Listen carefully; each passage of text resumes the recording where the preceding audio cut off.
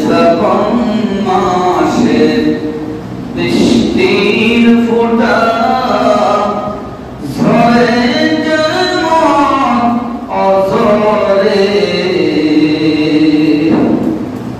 শ্রাবণ মাসে বৃষ্টির ফোঁটা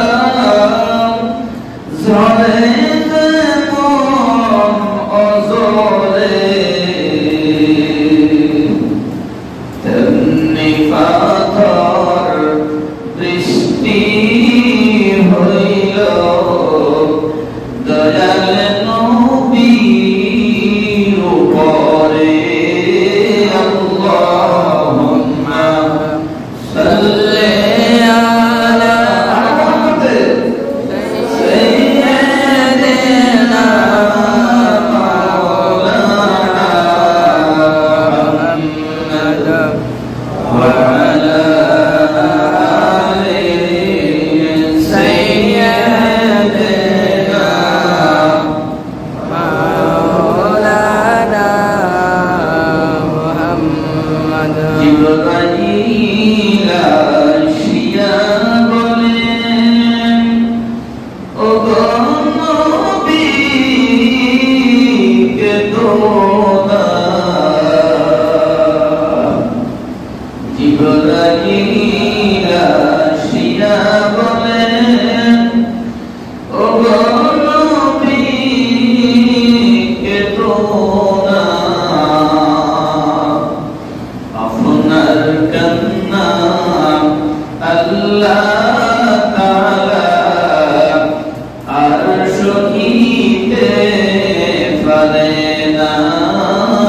আল্লাহুম্মা সাল্লি আলা সাইয়্যিদিনা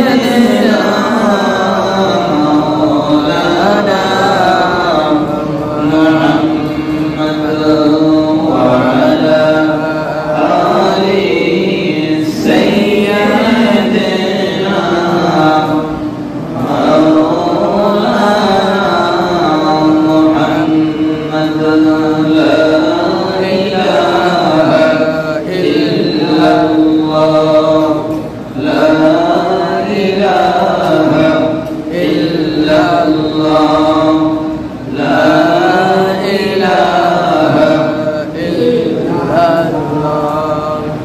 লা ইলাহা ইল্লাল্লাহ, লা ইলাহা ইল্লাল্লাহ, লা ইলাহা ইল্লাল্লাহ, মুহাম্মাদুর রাসূলুল্লাহ সাল্লাল্লাহু আলাইহি ওয়াসাল্লাম। সকলে বলি আলহামদুলিল্লাহ। মহান আল্লাহ পাক রব্বুল আলামিন, যিনি तमाम সৃষ্টি মাখলুকের একমাত্র রব, সে মহান আল্লাহ পাকের শুকরিয়া এই জুমার আউয়াল ওয়াক্তে আল্লাহ পাক রব্বুল আলামিন আমাদেরকে এই দুনিয়ার সর্বোৎকৃষ্ট সর্বোত্তম যে জায়গা, যে স্থান, যে অবস্থান স্থল, সেই উত্তম উৎকৃষ্ট সর্বোত্তম জায়গা বেহেশতের বাগান মসজিদ। বলেন সুবহানাল্লাহ। এই বেহেশতের বাগানে আল্লাহ পাক আমাদেরকে যথা সময়ে সমবেত হওয়ার, উপস্থিত হওয়ার, আসার, অবস্থান করার আল্লাহ পাক তৌফিক এনায়েত করেছেন। সেই জন্যই মহান আল্লাহ পাকের শুকরিয়ায় আমরা বলি, কি বলবো? আলহামদুলিল্লাহ। সকলে বলেন আলহামদুলিল্লাহ। আলহামদুলিল্লাহ। সাথে সাথে আরো শুকরিয়া যে মহান আল্লাহ পাক রব্বুল আলামিন আমাদেরকে আল্লাহর প্যারা হাবিব মুহাম্মদুর রাসূলুল্লাহ সাল্লাল্লাহু আলাইহি ওয়াসাল্লামের প্রতি মহব্বত নিয়ে অনেক মর্তবা আমাদেরকে দরুদ শরীফ পাঠ করার তৌফিক আল্লাহ পাক দান করেছেন।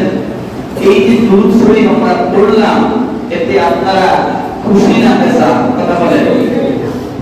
দুরূদ শরীফ পড়তে আপনাদের অন্তরে মনে কেমন লাগে? খুশি লাগে না বেজার লাগে? কথা বলেন। যদি বেজার যদি আপনার ভিতরে ভিতরে মনে হয়, যদি আপনি এখন তো আমরা উচ্চ আওয়াজ দিয়ে পড়ছি না, একটু আওয়াজে দুরূদ শরীফটা পড়ছি না, এখন আপনি যদি এই দুরূদ শরীফ পড়তে গিয়ে আপনার মনের মধ্যে কুসুর কুসুর করে, তাহলে আপনার ঈমানের মধ্যে কি আছে?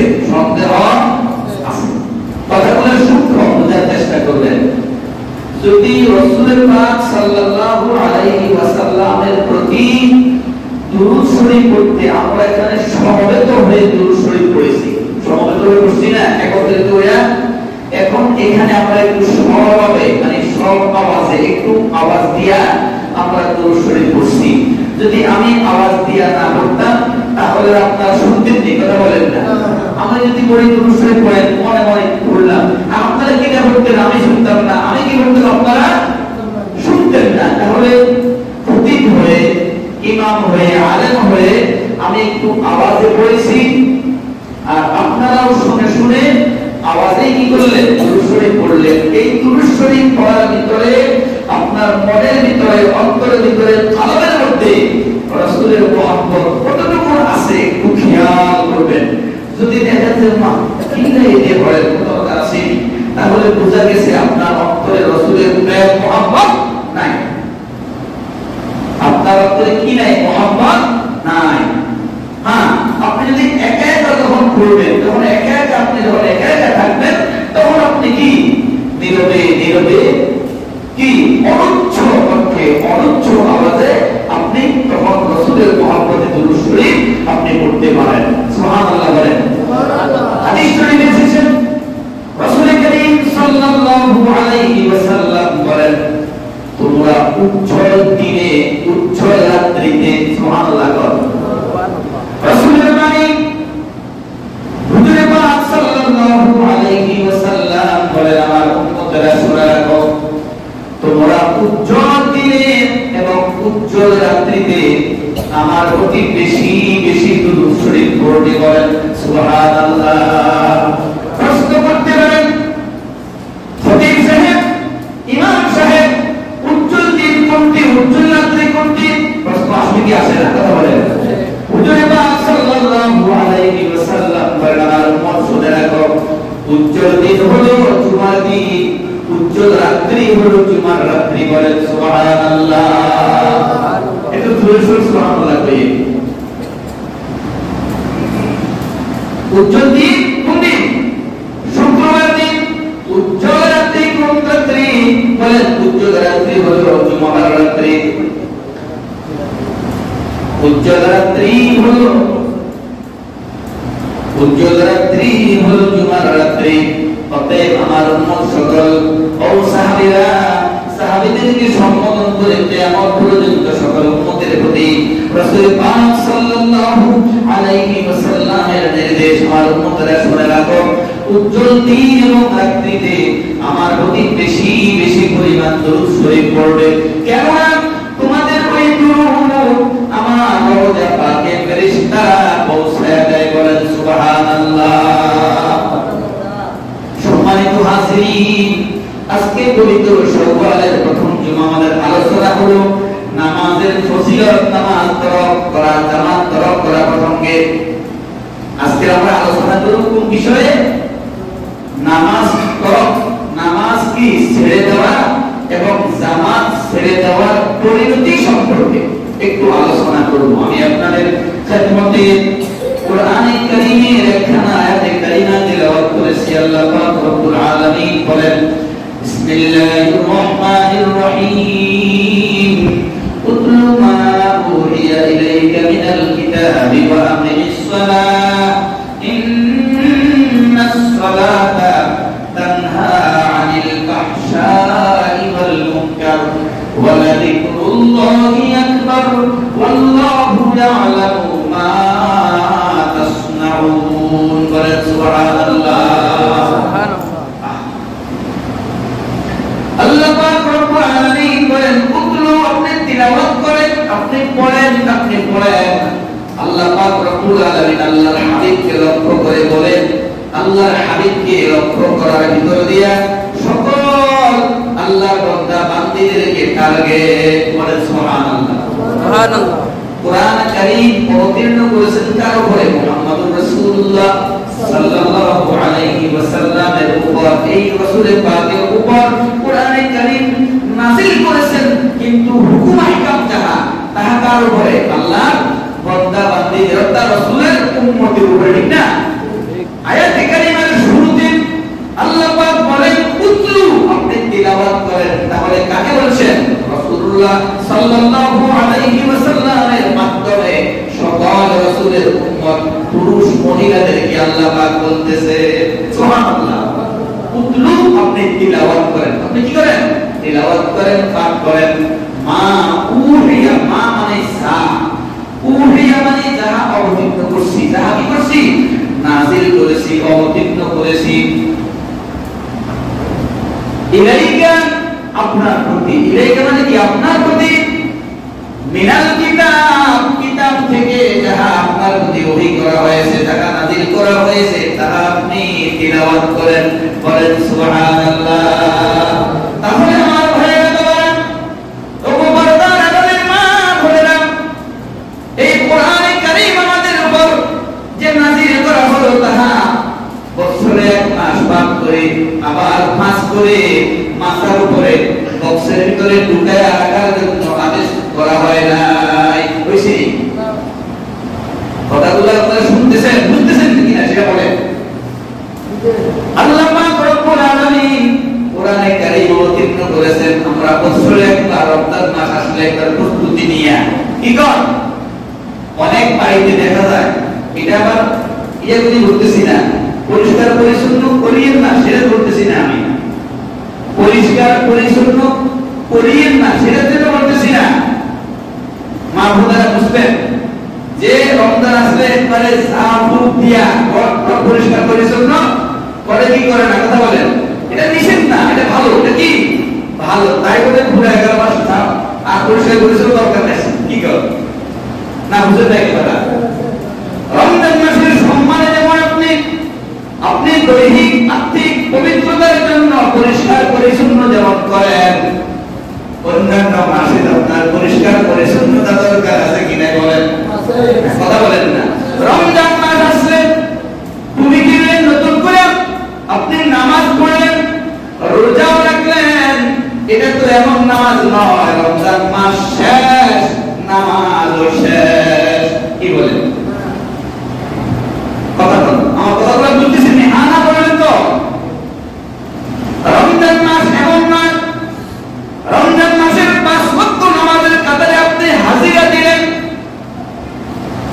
এই হাজিরা দেওয়ার মানে এটা নয় যে আপনি রমজান মাস শেষ আপনার হাজিরা বন্ধ, আপনার হাজিরা বন্ধ। এটা কি এমন নেই? কথা বলেন না, এটা এমন নয়। কোরআনে কারীমে আয়াতের ভিতরে আল্লাহ পাক রব্বুল আলামিন বলতেছেন, আকিমিস সালাহ ইন্নাস সালাতা তানহা আনিল ফাহশাই ওয়াল মুনকার। নামাজ এমন একটা ইবাদত, এমন একটা আল্লাহ পাকের হুকুম, এমন একটা আদেশ। এই নামাজের মাধ্যমে নামাজকারীকে আল্লাহ পাক বেফায়সা নির্লজ্জতা গর্হিত কাজ থেকে ওই নামাজকে ফিরায় রাখে। বলেন সুবহানাল্লাহ। এই নামাজ তরককারী, নামাজ এবং জামাত তরককারী কিতাবের ভিতরে আসছে, তাদের খারাপের 15টা আযাব তাদের উপর আসবে। কয়টা আযাব বলেন? ও সম্মানিত হাজিরিন, জুমার নামাজে আগত মুসল্লিয়ানে কেরাম, আল্লাহর বান্দারা ঘরে বাড়িতে যারা আছেন একটু মনোযোগ সহকারে শুনবেন। নামাজের প্রতি যারা খামখেয়ালি করে, নামাজের প্রতি যারা অবহেলা করে, আলস্য করে, আমরা কোরআনে কারীমের একটা সূরা মাউন আরাইতাল্লাযী ইউকাযযিবু বিদ্দীন আমরা পড়ি কি পড়ি না? আমরা অনেকেই সূরাটা জানি, সূরা মাউন আরাইতাল্লাযী ইউকাযযিবু বিদ্দীন। এই সূরার ভিতরে আল্লাহ পাক রব্বুল আলামিন বলেছেন, ফাওয়াইলুল লিল মুসাল্লিন আল্লাযীনা হুম আন সালাতি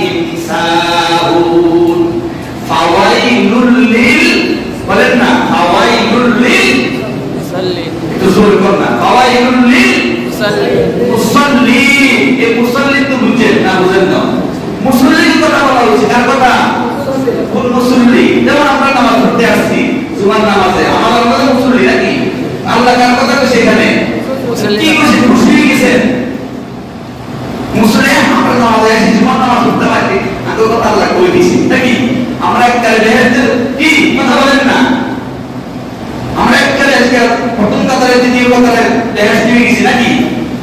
কোরআনে কারীমের আয়াতে কারিমার ভিতরে সূরার ভিতরে আল্লাহ পাক রব্বুল আলামিন জানাচ্ছেন ফাওয়াইলুল লিল মুসাল্লিন, ওই সমস্ত মুসল্লিদের প্রতি দুর্ভোগ দুর্ভোগ দুর্ভোগ দুর্ভোগ কি বাড়ানি শব্দটা বাড়ানি কথা বল না ভালো না। আল্লাহ পাক বলতেছেন ওই সমস্ত মুসল্লিদের জন্য দুর্ভোগ অভিসম্পাদ। কে বলতেছেন?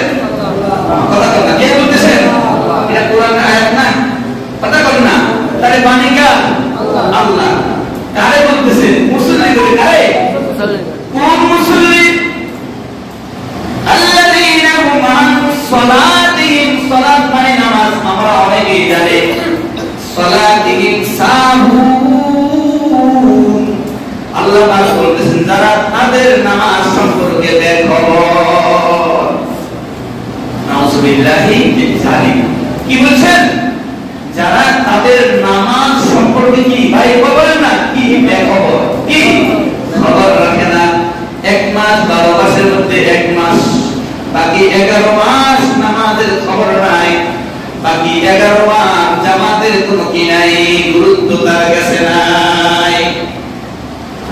জামাতের গুরুত্ব নাই, নামাজেরও কথা বলেন না, নামাজের কোনো গুরুত্ব নাই। ওই সমস্ত মুসল্লিদের সম্পর্কে আমার বাবা ভাইরা, সেই যেই হোক না কেন, সেই যেই হোক না কেন, যেই স্তরে দুনিয়ার মর্যাদার যেই অবস্থানে থাকুক না কেন, যেই অবস্থানে তার অবস্থান হোক না কেন, এটা দেখার বিষয় নয়, লক্ষ্য করার বিষয় নয়। আল্লাহ পাক রব্বুল আলামিন বলেছেন ওই সমস্ত মুসল্লিদের জন্য, অর্থাৎ নামাজীদের জন্য দুর্ভোগ অভিসম্পাদ যারা তাদের নামাজ সম্পর্কে কি বেখবর। নামাজ সম্পর্কে কি কথা বলেন? কোন তাওয়াক্কাই করে না, কোন তোয়াক্কাই করে না। হাদিস শরীফের ভিতরে আছে ওই সমস্ত নামাজে যারা 1 ওয়াক্ত পড়লে আর উত্তর খবর নাই, 1 ওয়াক্ত যদি তারা জামাতের সহিত পড়ে বাকি 4 ওয়াক্ত তারা খবর রাখে না, ওই সমস্ত মুসল্লিদের জন্য দুর্ভোগ। এবং অন্য হাদিসে এসেছে ওই নামাজীদের সম্পর্কে রাসূল করিম সাল্লাল্লাহু আলাইহি ওয়াসাল্লাম বলেছেন এই দুনিয়াতে তাদের উপর 6টি আযাব আসবে। কয়টি আযাব বলেন? 6টি। তাদের উপর 6টা আযাব আসবে। আযাব, আযাব মানে কি? সুখ শান্তি, আরাম আয়েশ। কথা বলুন না মিয়া। আযাব মানে কি সুখ শান্তি নেই? আযাব মানে আযাব কঠোর কঠোরতা। এই আযাব সম্পর্কে প্রথম যে বলা হয়েছে দুনিয়ার মধ্যে যে 6টা আযাব তাকে গ্রেফতার করবে। 1 নম্বর আযাব হলো, বেশি সবগুলা বলা সম্ভব নয়, অনেক লম্বা আলোচনা। 1 নম্বর আযাব হলো ওই ব্যক্তির নামটা নেককার বান্দা বান্দীদের তালিকা থেকে বাদ দেওয়া হবে। ভাইরা কি বলেন? সুবহানাল্লাহ বলবেন। আউযুবিল্লাহ। প্রথম আযাবটা কি বলছি বলেন বলেন বলেন। প্রথম আযাবটা হলো ওই ব্যক্তি যে নামাজের তোয়াক্কা করলো না, জামাতের তোয়াক্কাও করলো না। কি বলেন? নামাজের তোয়াক্কা নাই, জামাতের কোনো গুরুত্ব নাই। ওই মুসল্লির আযাব হবে দুনিয়ার মধ্যে যে 1 নম্বর আযাব হলো তার নামটা নেককার বান্দা বান্দীদের নামের তালিকা থেকে তার নামটা কাটা পড়ে যাবে। নাউযুবিল্লাহি মিন যালিক। এখন আমি কি আমাকে মিলাইতে পারি কি পারি না? কথা বলেন না। প্রত্যেকটা মুসল্লি নিজেকে মিলাইবেন কি মিলাইবেন না? কথা বলেন না। মিলে আমি কি দেখবো? কথা বলেন না। আমি কি দেখতেছি? আমার নামটা নেককারদের খাতায় না। কথা বলেন নাই। এমনি যত বেশভূষা যা কিছু থাকো, এই জাহিরি বেশভূষায় কোনো কাজে আসিবে না। এই জাহিরি বেশভূষায় কোনো কাজে আসিবে না। আমি চৌধুরী, আমি ভুইয়া, আমি কাজী, আমি ইমাম সাহেব, আমি খতিব সাহেব, আমি মুয়াজ্জিন সাহেব, আমি খাদেম, পুলিশ আসবে। কথা বলেন না। কোনো লাভ হবে না। রাসূল করিম সাল্লাল্লাহু আলাইহি ওয়াসাল্লাম বলেন ওই ব্যক্তির কোনো দোয়া আল্লাহ পাকের দরবারে কবুল হবে না।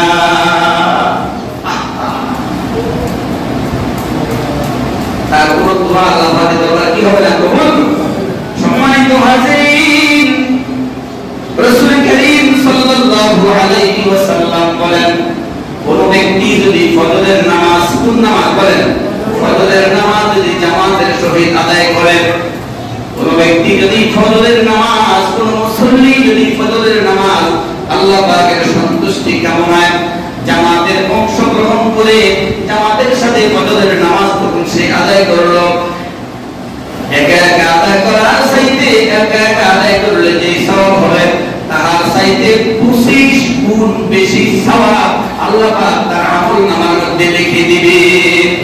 শুধু কি তাই, হুজুর পাক সাল্লাল্লাহু আলাইহি ওয়াসাল্লাম ইরশাদ করেন, এই যে ফজরের নামাজ তখন ওই মুসল্লি ঘুম থেকে জাগরণ হয়ে জামাতের মধ্যে এসে হাজির হলো, হাজির হওয়ার কারণে আল্লাহ পাক রব্বুল আলামিন ফজরের নামাজ জামাতের সাথে আদায় করার কারণে পবিত্র হজ এবং তার উমরা করার সওয়াব তার আমলনামার মধ্যে আল্লাহ পাক দান করে দিবে। অতিরিক্ত কি নাকি কথা বলেন না, এমনিতে একা একা নামাজের চাইতে জামাতে নামাজ পড়া এক হাদিসে আসছে 25 গুণ, কয় গুণ বলেন? আর এক হাদিসে এসেছে 27 গুণ। কত গুণ? 27 গুণ। এই জামাতের সহিত নামাজ, ফজরের নামাজ জামাতের সহিত আদায় করার কারণে 25 গুণ 27 গুণ সওয়াবের অধিকারী ওই জামাতে আদায়কারী আমলনামা লিখে দিলেন। সাথে সাথে মকবুল হজ এবং মকবুল উমরা হজের সওয়াব তার আমলনামার মধ্যে আল্লাহ পাক দান করে দিবে। সুবহানাল্লাহ। একটা মকবুল হজ, যে হজটা আল্লাহ পাক দরবারে কি হইছে? কবুল হয়েছে। একটা উমরা হজ আল্লাহ পাকের দরবারে কবুল হয়েছে। এই কবুল হওয়া হজ এবং উমরার সওয়াব ওই জামাতে ফজরের নামাজ পড়া ব্যক্তির আমলনামার মধ্যে আল্লাহ পাক দান করে দিবে। জোহরের নামাজ কোন মুসল্লি যদি জামাতের সহিত আদায় করেন, জোহরের নামাজ ফজরের পর কোন ওয়াক্ত? জোহরের নামাজ কোন ব্যক্তি যদি জামাতের সহিত আদায় করেন তাহলে ওই আদায়কারী নামাজি ব্যক্তি একা একা নামাজ পড়লে তার যে সওয়াব হতো তার চাইতে 25 গুণ বেশি সওয়াব আল্লাহ পাক তার আমলনামার মধ্যে দান করে দিবেন। এবং সাথে সাথে ওই জোহর নামাজ জামাতের সহিত আদায়কারী ব্যক্তিকে জান্নাতুল ফেরদাউসে আল্লাহ পাক তার মর্যাদা 70 গুণ আল্লাহ পাক বৃদ্ধি করে দিবেন। কিতাবে আছে জোহরের নামাজ আদায়কারী জামাতের সহিত আদায়কারী ব্যক্তির মর্যাদা জান্নাতুল ফেরদাউসের মধ্যে আল্লাহ পাক 70 গুণ বৃদ্ধি করে দিবেন। সুবহানাল্লাহ, সুবহানাল্লাহ। এরপরে আসরের নামাজ যদি কোনো মুসল্লি আল্লাহ পাকের সন্তুষ্টি কামনায় যদি কোনো মুসল্লি যদি আসরের নামাজ জামাতের সহিত আদায় করেন, এই আদায় করার কারণে একা একা আদায় করার চাইতে 25 গুণ 27 গুণ বেশি সওয়াব তার আমলনামার মধ্যে আল্লাহ পাক দিবেন। সাথে সাথে বলেন হযরত ইসমাঈল আলাইহিস সালাতু ওয়াস সালামের বংশের হযরত ইসমাঈল আলাইহিস নাকি জাবিউল্লাহ বলা হয়, ইসমাঈল আলাইহিস সালাতু ওয়াস সালামের বংশের একজন গোলাম আযাদ করে দিলে যেই সওয়াব হতো আসরের নামাজ আমাদের সহিত আদায় করার কারণে ওই পরিমাণ সওয়াব গোলাম আযাদ করার সওয়াব তার আমলনামার মধ্যে আল্লাহ পাক দান করে দিবেন। এরপরে মাগরিবের নামাজ, মাগরিবের নামাজ যদি কোনো মুসল্লি জামাতের সহিত আদায় করেন, একা একা আদায় করার চাইতে জামাতে আদায় করার সওয়াব 25 থেকে 27 গুণ বেশি তার আমলনামার মধ্যে আল্লাহ পাক দান করে দিবেন। সাথে সাথে বেহেশত আদম নামে একটা বেহেশত আছে। কি? আদম। আদম নামে একটা বেহেশতের নাম আদম। ওই আদম বেহেশতের মধ্যে ওই মাগরিবের নামাজ জামাতের সহিত আদায়কারী ব্যক্তি আল্লাহ পাক 70 গুণ তার মর্যাদা আল্লাহ পাক বৃদ্ধি করে দিবেন। এরপরে মাগরিবের নামাজের পরে ইশার নামাজ আসে। কোন ব্যক্তি যদি ইশার নামাজ কোন মুসল্লি বা জামাতে কোন মুসল্লি যদি ইশার নামাজ টুকুন আদায় করে, কিতাবে আছে রাসূল কারীম সাল্লাল্লাহু আলাইহি ওয়াসাল্লাম বলেন ওই ব্যক্তি যেন সারা রাত্রি জাগরণ করে ইবাদত বندگির মধ্যে কাটায়া দিল। সুবহানাল্লাহ। না বুঝুন আপনারা সব কি আপনারা আলোচনা শুনে কেউ সন্তুষ্ট নন, আলোচনা শুনে আপনারা কেউ কি সন্তুষ্ট নন। সুবহানাল্লাহ। ঘুরঘুরি বললে বুঝুন যে নাকি তসবাস আপনাদের ভিতরে আলোচনার কথা বুঝতেছেন, হৃদয় অঙ্গন করতেছেন, অন্তরে স্থান দিতেছেন। এশার নামাজ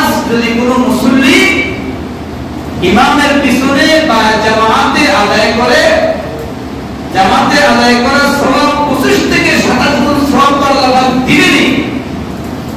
সাথে সাথে জামাতের সহিত আদায় করার কারণে সে যেন সারা রাত্রি জাগরণ করে আল্লাহ পাক রব্বুল আলামিনের ইবাদত বندگির উদ্দেশ্যে সময় কাটাইলো।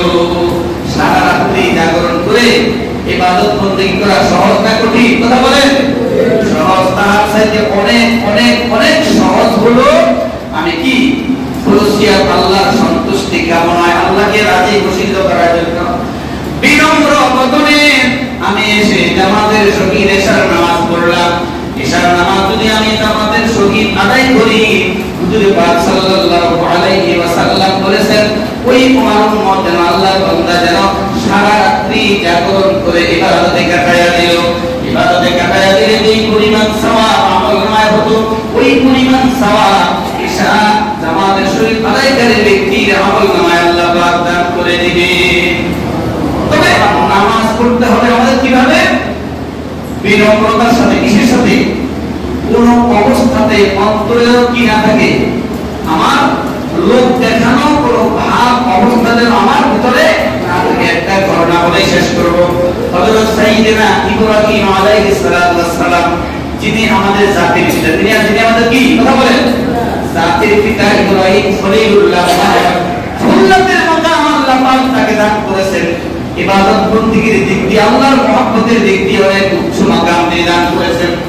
وكذلك نري إبراهيم ملكوت السماوات والأرض وليكون من الموقنين سبحان الله وكذلك نري إبراهيم আল্লাহ পাক রব্বুল আলামিনের এই সৃষ্টি জগতের বহু কিছু হযরত ইব্রাহিম আলাইহিস সালামকে আল্লাহ পাক কিছু দেখাইছেন। কি করছেন?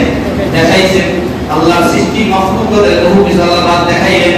ওই ইব্রাহিম আলাইহিস সালাম কিতাবে আছে একদিন তিনি সারা রাত্রি ভর আলোচনা বুঝবেন। তিনি কে ছিলেন? আল্লাহর পয়গম্বর। আল্লাহ কি? আল্লাহর রাসূল ছিলেন, পয়গম্বর ছিলেন।